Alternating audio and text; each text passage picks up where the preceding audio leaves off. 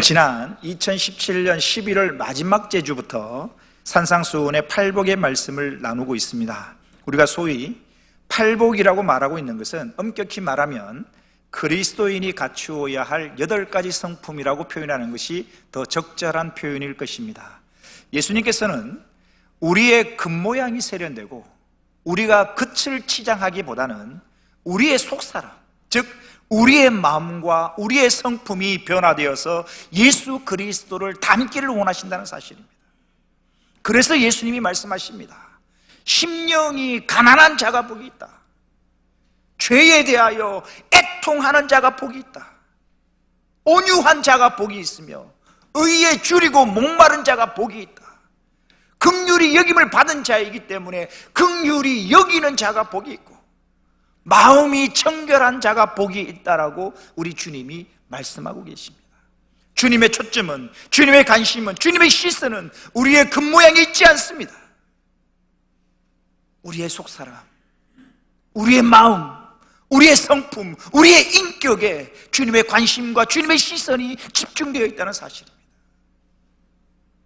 이제 오늘은 7번째 성품입니다.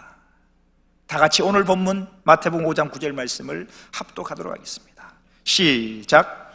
화평하게 하는 자는 복이 있나니 그들이 하나님의 아들이라 일컬음을 받을 것이며.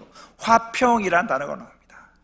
화평이란 단어의 뜻은 평화, 안전이라는 의미가 있습니다. 이 우리가 가지고 있는 이 성경이 구약이든 신약이든 다 우리의 한글로 되어 있습니다만은 원래 언어로 보면 구약의 언어는 히브리어로 되어 있습니다. 히브리어로 되어 있는데 이 히브리어로 평화라는 말은 우리 성도들이 다 잘 아는 단어입니다. 샬롬이라는 단어입니다. 구약의 히브리어로 평화라는 것은 화평이라는 말은 샬롬이라는 말이고, 신약의 언어는 히브리어가 아니라 헬라어로 되어 있는데 이 구약의 샬롬을 헬라어로 번역하면, 헬라어로 말하면 그것이 에이레네입니다. 우리 권사님들로 구성된 찬양단 이름이 에이레네 찬양단. 이 에이레네라는 말이 구약의 샬롬과 똑같은 헬라어입니다. 평화, 화평 이런 단어입니다. 이 평화 또는 화평을 나타내는 샬롬이라는 말은 부족함이 없는 상태, 즉 고난이나 역경이 다 지나간 후에 성숙함이나 완전함을 의미합니다. 그런데 이 평화라는 것은 단순히 모든 것이 다 잘되고 아무런 문제가 없는 상태가 아니라, 이 평화라는 것은 예수 그리스도가 지배하는 것, 하나님의 의로 통치되는 것, 즉 하나님의 나라와 하나님의 의가 있는 것이 바로 평화의 상태입니다. 그래서 시편에 이런 말씀이 있습니다. 시편 85편 10절을 보십시오. 인애와 진리가 같이 만나고, 인애, 하나님의 사랑을 말합니다. 인애와 진리가 짝입니다. 하나님의 사랑이 없는 진리가 아닙니다. 인애와 진리가 같이 만나고 짝을 이루고, 그 다음 보십시오. 의와 화평이 서로 입맞추었으며. 의와 화평이 짝이라는 이야기입니다. 진정한 화평, 평화는 뭐가 있을 때? 하나님의 의가 임할 때 화평과 평화가 임하는 것입니다. 하나님의 의가 없는 곳에는 평화도 없습니다. 성령 충만하고 하나님의 말씀이 우리를 지배할 때에는 어떤 일이 있어도 우리의 마음은 평안합니다. 찬송가 413장 내 평생 가는 길이라는 찬송가를 보면 1절 가사에 이런 가사가 있습니다. 내 평생 가는 길 순탄하여 늘 잔잔한 강 같든지 아니면 큰 풍파로 무섭고 어렵든지 간에 나의 영혼은 늘 편하다. 내 영혼 평안해. 이게 평안입니다. 하나님의 의가 있는 곳, 하나님의 의가 다스리시는 곳, 그곳에 진정한 평화가 임하는 것입니다. 하지만 죄를 짓게 되면 이 죄는 우리의 평화를 깨뜨립니다. 여러분 한번 생각해 보십시오. 우리가 말씀을 받고 은혜를 받고 성령 충만할 때는 아픈 것, 힘들고 어려운 것, 그게 중요하지 않다. 그럼에도 불구하고 우리는 평안합니다. 그럼에도 불구하고 우리는 평안을 누릴 수 있습니다. 그런데 우리가 죄를 짓고 나면 우리의 마음속에 있는 평화는 깨어집니다. 죄를 짓고 나면 불안하고 뭔가에 쫓기는 것처럼 안절부절을 못합니다. 죄가 평화를 깨기 때문입니다. 여러분, 수사관들이 수사하는 것 중에 거짓말 탐지기라는 것이 있습니다. 이 거짓말 탐지기가 법원에 정식으로 증거로 채택되지는 않지만 참조는 되어집니다. 거짓말 탐지기의 작동 원리가 뭐냐면 이겁니다. 몸에 이 기계장치를 부착해서 진실을 말할 때와 거짓을 말할 때 우리의 심장 박동이 다르고 혈압이 다르고 몸의 움직임이 다른 것을 종합적으로 판단해서 이 사람이 거짓말을 한다, 진실을 말한다를 분별하는 것입니다. 우리의 몸도요, 나도 모르게 내 몸이 아는 것입니다. 진리를 말할 때와 거짓을 말할 때 내 몸의 상태가 다른 것입니다. 혈압과 심장 박동이 다른 것입니다. 하나님의 의가 임하는 곳에는 평화가 있는데 죄는 그 평화를 깨뜨리는 것입니다. 야고보서 3장 16절에 그래서 이런 말씀이 있습니다. 시기와 다툼이 있는 곳에는 뭐가 있다? 혼란과 모든 악한 일이 있습니다. 시기와 다툼이 뭡니까? 다른 쉽게 말하면 죄입니다. 죄. 하나님의 의가 다스리는 곳에는 평화가 임하는데 하나님의 의가 아닌 죄가 있는 곳, 시기와 다툼이 있고 죄가 있는 곳에는 뭐예요? 혼란이 일어난다는 이야기입니다. 그러므로 잃어버린 의를 회복해야 진정한 평화가 찾아옵니다. 로마서 5장 1절에 이런 말씀이 있습니다. 그러므로 우리가 믿음으로 의롭다 하심을 받았으니 우리 주 예수 그리스도로 말미암아 하나님과 화평을 누리자. 우리가 믿음으로 의롭다 하심을 받았으니 하나님의 말씀 믿음으로 의롭다, 의로 칭의를 받을 때 그때 비로소 하나님과 화평을 누릴 수가 있는 것입니다. 평화를 누릴 수가 있는 것입니다. 그렇습니다. 죄인인 우리가 예수 그리스도로 말미암아 의롭게 되며 우리의 본성이 거듭날 때 비로소 진정한 평화가 찾아오는 것입니다. 그러므로 평화란 단순히 저 푸른 초원 위에 그림 같은 집을 짓고 사랑하는 님과 함께 사는 것이 평화가 아니라 바로 죄의 문제가 해결되어지고 하나님의 의가 통치되는 그곳에 평화가 임하는 것입니다. 세상에 보십시오.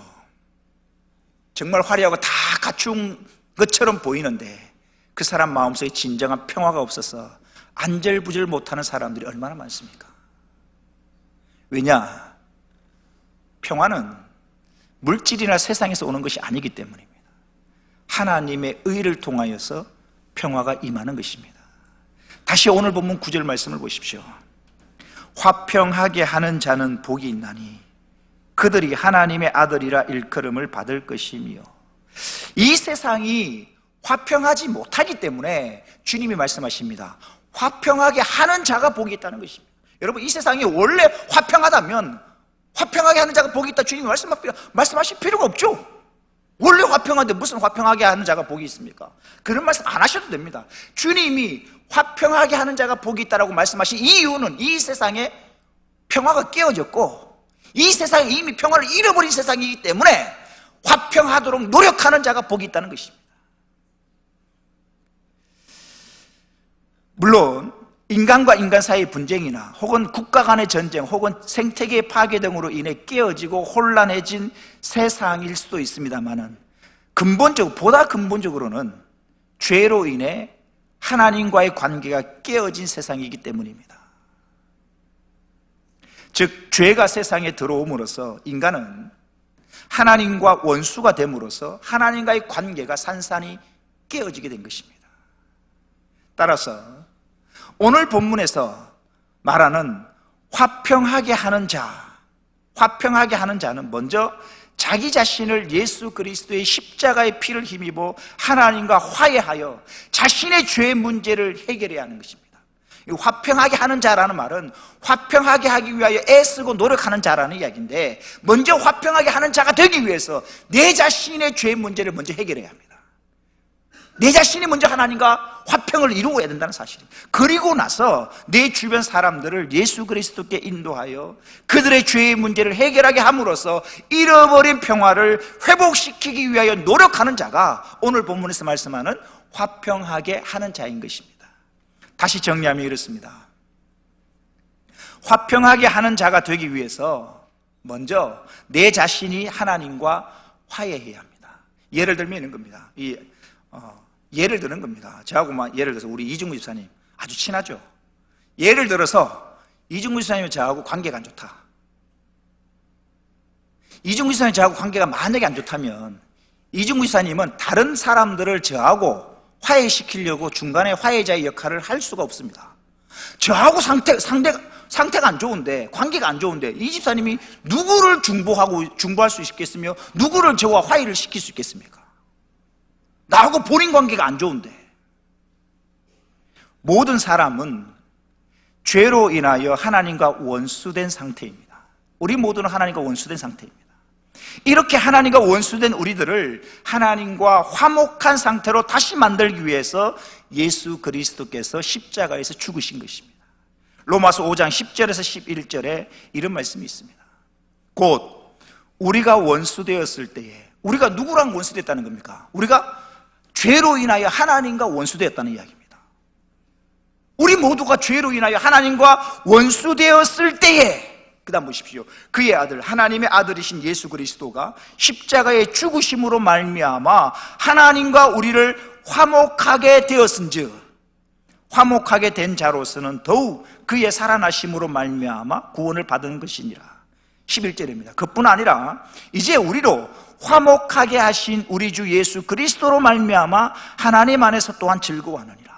하나님과 죄로 인하여 원수된 우리를 예수 그리스도가 십자가에 죽으심으로 말미암아 하나님과 우리를 다시 화목하게 하셨다라고 성경은 기록하고 있는 것입니다. 따라서 내 자신이 먼저 예수 그리스도로 말미암아 하나님과 화목한 자가 되어야 합니다. 내가 먼저 하나님과 화목한 자가 되어야 합니다. 그럴 때 비로소 주님이 말씀하시는 화평케 하는 자로서 쓰임을 받을 수 있는 것입니다. 이렇게 화평케 하는 자가 복이 있는데, 그러면 화평케 하는 자에게 어떤 복이 임하는가? 오늘 본문에서는 이렇게 말씀합니다. 본문 9절 말씀 다시 한번 다 같이 합독하겠습니다. 시작. 화평하게 하는 자는 복이 있나니 그들이 하나님의 아들이라 일컬음을 받을 것이며, 우리가 피조물인 우리가, 죄인인 우리가 창조주 하나님, 거룩하신 하나님의 아들로 불린다는 것은 참으로 복 중의 복입니다. 왜 하나님의 아들로 불리는 것이 복인가? 왜냐하면 아들은 아버지와 같은 집에서 살 수 있으며 아들은 아버지의 재산을 상속받는 특권을 누릴 수 있기 때문입니다. 즉, 하나님의 아들로 불린다는 것은 하나님이 계시는 천국에 가서 하나님과 함께 거할 수 있다는 것입니다. 그러니 이 얼마나 놀라운 축복입니까? 또 하나, 우리가 오늘 본문에서 기억해야 될 것은 시제 문제입니다. 시제. 다시 오늘 본문에 보니까 이렇게 기록합니다. 화평하게 하는 자는 복이 있나니 그들이 하나님의 아들이라 일컬음을 받을 것이며, 이 받을 것이며라는 것은 시제가 미래형입니다. 미래형. 즉, 화평케 하는 자는 지금 또 하나님의 아들이라고 불리고 있지만 궁극적으로는 장래에 가서, 미래에 가서 하나님의 나라에서 하나님을 친히 배웠고 하나님과 교제하며 하나님의 나라의 기업을 상속받는 영광을 누리게 된다는 것을 우리에게 알려주는 것입니다.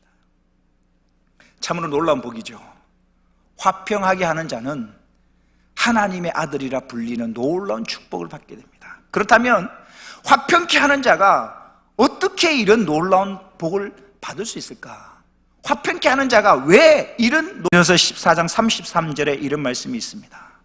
하나님은 무질서의 하나님이 아니시오 오직 무엇의 하나님이라?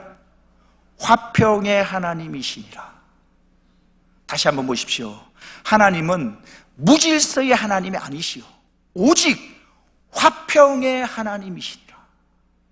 우리 하나님은 어떤 하나님이시라? 화평을 이루기를 원하시고 화평케 되기를 원하시는 분이 바로 우리 하나님이시라고 성경은 기록하고 있다는 사실입니다.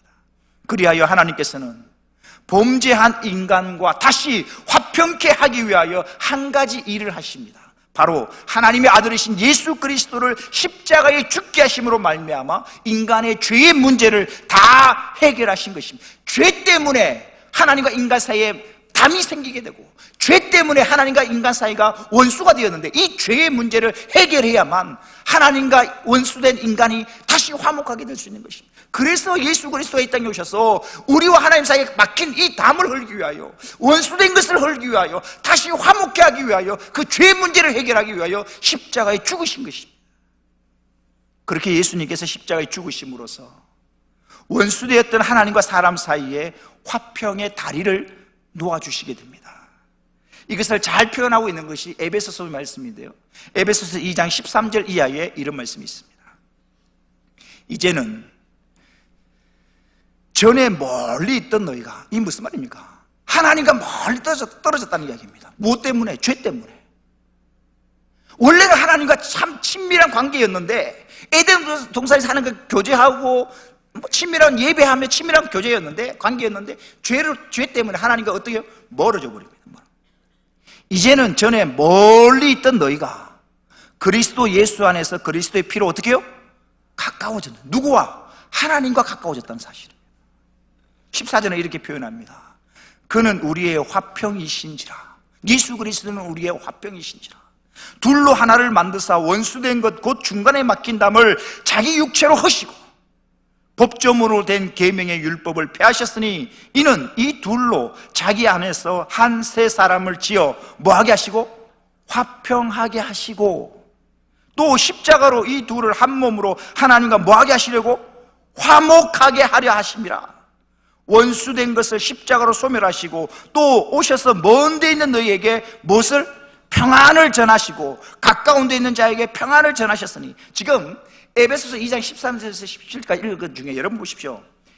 화평, 화목, 평안 다 같은 의미거든요. 다 같은 의미거든요. 죄로 인하여 하나님과 원수된 우리, 하나님과 우리 사이 죄로 인해 막힌 이 담, 죄의 문제 때문에 화평이 끼어져 버렸는데 다시 하나님과 우리를 화평하게 하기 위하여 이 죄의 문제를 해결해야 되는 것입니다. 그래서 예수 그리스도가 십자가에 죽으셨다라고 에베소서에 기록하고 있는 것입니다.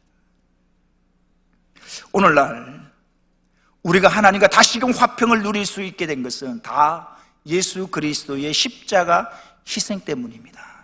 따라서 예수님께서 하나님과 우리 사이를 화평하게 하신 것처럼 이제 오늘 우리 또한 예수님을 본받아서 이 땅에서 화평케 하는 사람이 되어야 한다는 것입니다. 이것이 오늘 본문의 말씀입니다.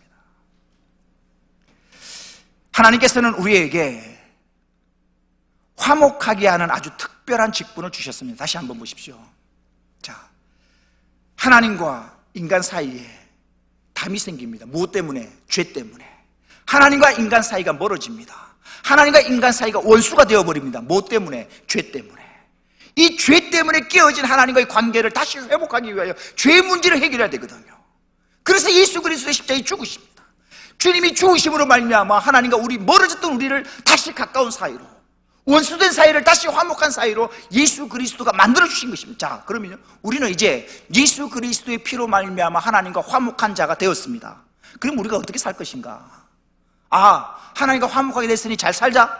그게 아니라 이제 원래 원수된 우리를 예수 그리스도의 피로 말미암아 하나님과 다시 화목하게 되었으니까 하나님께서 우리에게 한 가지 특별한 직분을 주십니다. 예수 그리스도 때문에 우리가 원수된 관계가 화목하게 된 것처럼 이제 우리가 아직까지 예수 그리스도를 모르는 자들을 위해서 화목하게 하는 직분을 감당해야 된다는 것입니다. 그래서 이 말씀을 고린도 후서 5장 18절과 19절에는 이렇게 표현합니다. 보십시오. 모든 것이 하나님께로서 났으며 그가 그리스도로 말미암아 우리를 자기와 화목하게 하시고, 자, 우리를 먼저 하나님과 화목하게 하시고 그 다음 우리에게 직분을 주십니다. 또 우리에게 무슨 직분? 화목하게 하는 직분을 주셨으니. 사랑하는 성도 여러분, 예수 그리스도를 믿는 우리 모두에게는 특별한 직분을 주십니다. 화목하게 하는 직분을 주셨다는 사실입니다. 예수 그리스도를 믿고 예수 그리스도를 주로 고백하는 우리들에게 하나님이 모두 우리에게 직분을 주신다. 어떤 직분을 주셨는가? 뭐 하는 직분? 화목하게 하는 직분을 주셨다는 사실입니다. 19절에는 이렇게 표현합니다. 곧 하나님께서 그리스도 안에 계시사 세상을 자기와 화목하게 하시며 그들의 죄를 그들에게 돌리지 아니하시고, 그 다음 보십시오. 화목하게 하는 말씀을 우리에게 뭐 하셨다? 부탁하셨느니라. 화목하게 하는 말씀을 우리에게 부탁하셨느니라. 예수 그리스도의 피로 말미암아 하나님과 원수된 우리가 다시금 하나님과 화목하게 됐습니다. 하나님과 화목하게 된 우리에게 하나님이 어떤 직분을 주시는가? 화목하게 하는 직분을 주시고 화목하게 하는 말씀을 우리에게 부탁하셨다라고 성경은 기록하고 있는 것입니다. 따라서 화평케 하는 것은 우리의 선택사항이 아니라 반드시 해야 하는 필수사항이라는 사실입니다. 우리가 지난주 목요일과 금요일 날 재직 세미나를 했습니다. 재직 세미나 중에 마지막 시간에 이런 걸 했죠. 청지기 생활에 관해서 우리가 말씀을 나눌 때 우리는 청지기는 뭐가 아니다? 주인이 아니다. 청지기는 주인이 아니다. 청지기는 주인이 아닙니다. 우리는 주인이 아니라는 생각에서부터 시작이 되어져야 합니다. 청지기로서 봉사할 때 불평과 원망이 없이 해야 된다는 것입니다. 봉사할 때 불평과 원망으로 하게 되면 다툼이 생깁니다. 하지만 감사와 감격함으로 봉사하게 되면 화평을 이루게 됩니다. 사랑하는 성도 여러분, 이 자리에 있는 우리 모두는 화평케 하는 사람이 되어야 할 줄로 믿습니다. 그래서 하나님의 아들이라 일컬음을 받는 복 있는 저와 여러분 되시기를 주의 이름으로 축원합니다. 시편 34편 14절 말씀 다 같이 읽어보겠습니다. 시작. 악을 버리고 선을 행하며 화평을 따를지어다. 악을 버리라는 겁니다. 그리고 선을 행하며 무엇을 찾아? 화평을 찾아 따를지어다. 마지막으로 히브리서 12장 14절 다 같이 읽겠습니다. 시작. 모든 사람과 더불어 화평함과 거룩함을 따르라. 이것이 없이는 아무도 주를 보지 못하리라. 다시 한번 보십시오. 아주 중요한 말씀입니다. 모든 사람과 더불어 두 가지를 하라는 거예요. 화평함과 거룩함을 따르라. 화평함과 거룩함이 없이는 아무도 주를 보지 못한다라고 성경은 기록하고 있습니다. 말씀을 마칠까 합니다. 오늘 우리가 사는 세상을 한번 감안해 보십시오. 평화로운 세상인가? 평화롭기보다는 아마 전쟁에 가까울 것입니다. 우리 인천은 좀 그래도 덜한데요. 서울만 보더라도 아침 출근 시간에 전쟁이죠. 그 지하철이라 부르지 않고 지옥철이라 부른답니다. 출근하는 시간부터 전쟁입니다. 우리 아이들 보십시오. 입시 전쟁이라는 표현을 씁니다. 하루하루의 삶이, 직장에서의 삶이, 하루하루 살아가는 삶이 전쟁에 가깝습니다. 또 이 세상은 화해가 있기보다는 곳곳마다 분열이 일어나고 사랑하고 섬기기보다는 시기하고 질투하고 용서하기보다는 미움과 분노로 가득 차 있는 것이 오늘 우리가 사는 세상의 모습일 것입니다. 아무리 노벨 평화상을 준다 할지라도, 또한 유엔 안전보장 이사회에서 수많은 회의를 한다고 할지라도 이 세상은 날이 가면 갈수록 더 악해지고 더 잔인해져 갈 것입니다. 분명한 것은 지금보다도 미래가 더 무서운 세상이 될 것입니다. 이러한 시대를 살아가고 있는 저와 여러분에게 예수님께서 말씀하십니다. 화평케 하는 자가 복이 있나니 그들이 하나님의 아들이라 일컬음을 받을 것이며. 사랑하는 성도 여러분, 하나님께서 오늘 저와 여러분에게 화목하게 하는 직분을 주셨고 또한 화목하게 하는 말씀을 우리에게 부탁하셨음을 잊지 않기를 원합니다. 교회에서